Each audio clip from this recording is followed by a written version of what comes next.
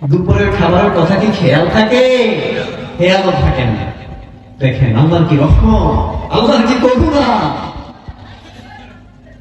যখন আসরের সময় হয়ে যায়, পেটের মধ্যে হালকা খিদার অনুভব হয়, কিন্তু এরপরেও আমরা খাওয়ার কাছে যাই।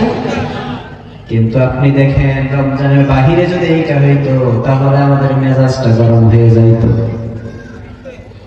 নামাজ পড়ে ঘরে গিয়ে যদি দেখতাম যে খাবার নাই, বউয়ের সাথে একটু ঝগড়াঝাটি আছে না,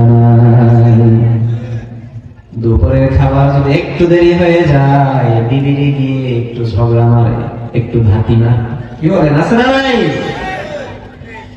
কিন্তু দেখেন রমজান মাস আমাদেরকে কিভাবে ধৈর্য শিখায়, রমজান মাস কিভাবে আমাদেরকে সবর শিখায়। সেই সুবহে সাদিকের পর থেকে সূর্যাস্ত পর্যন্ত একটা মুমিন না খেয়ে থাকে, কিন্তু রোজাটা ভাঙে। তাহলে এটা হচ্ছে শাহরুস সবর, এটা হচ্ছে ধৈর্য ধারণের মাস। as-sabru sawabuhul জান্নাহ। ধৈর্যটা আপনারে কোথায় নিয়ে যাবে? ধৈর্যটা আপনারে জান্নাতে নিয়ে যাবে। তার মানে হচ্ছে রোজাটা যদি কেউ রাখতে পারে, রব্বুল আলামিন তার উপরে রাজি খুশি হয়ে যায়। সুবহানাল্লাহ। আবার আল্লাহ রব্বুল আলামিন হাদিসে কুদসির মধ্যে বলেন, as-sawmu লি ওয়া আনা আজজি বিহি। সব ভালো কাজের পুরস্কারের ঘোষণা আমি আল্লাহ দিয়েছি, কিন্তু এই রমজানের কি পুরস্কার এইটা আমি ঘোষণা দিলাম না, এইটা আমি আল্লাহর কাছে রেখে দিলাম। কারণ বান্দা রোজাটা আমার জন্য রাখে, আর এই রোজার প্রতিদান কিয়ামতের ময়দানে আমি আল্লাহ কুদরতি হাতে দিব। তাহলে রমজান মাস আমাদেরকে ধৈর্য শিখায়, আর ধৈর্যটা আমাদেরকে কোথায় নিয়ে যাবে? এই ধৈর্যটা আমাদেরকে জান্নাতে নিয়ে যাবে। আল্লাহ আমাদেরকে জান্নাতি হিসেবে কবুল করুক, পড়ে না আমিন। আবার এই মাস আমাদেরকে সহানুভূতি শিখায়, একজনের প্রতি আরেকজনের করুণা করা শিখায়।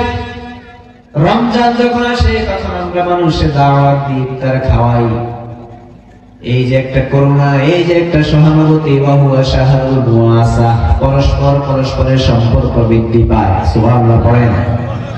আবার এই রমজানটা হলো এমন একটা বিষয়, কিয়ামতের ময়দানে রমজান আমাদের জন্য সুপারিশ করবে। আল কোরআন ওয়াস সিয়াম ইয়াশফিআন লিল আবদি ইয়াউমাল কিয়ামাহ।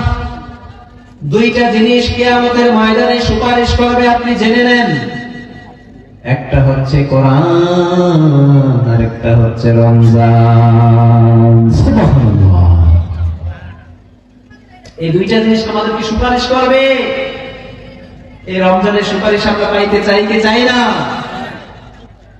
রমজান বলবে, আল্লাহ আমার কারণে দিনের বেলায় এই লোকটা পানাহার থেকে বিরত ছিল, আমার কারণে সুন্দর সুন্দর খাবার সামনে থাকা সত্ত্বেও আপনার এই বান্দাটা খাবার খায় না। আজকে আপনি এই বান্দারে জাহান্নামের আগুনে পোড়াতে পারবেন না। রমজান সাক্ষী দিবে, আমার কোরআন সাক্ষী দিবে, আল্লাহ দুনিয়ার বুকে এই মানুষটা আমাকে মেনে চলেছে, আমার কথার অবাধ্য হয় নাই। আজকে আপনি বান্দাটারেও জাহান্নামে নিতে পারবেন। এখন বলেন, রমজান যদি সুপারিশ করতেই হয়, রমজানের সুপারিশ যদি আমরা পেতেই হয়, তাহলে রমজানের রোজাগুলো আমাদের বেশি বেশি ভাঙতে হবে। কি ভাঙতে হবে নাকি রাখতে হবে?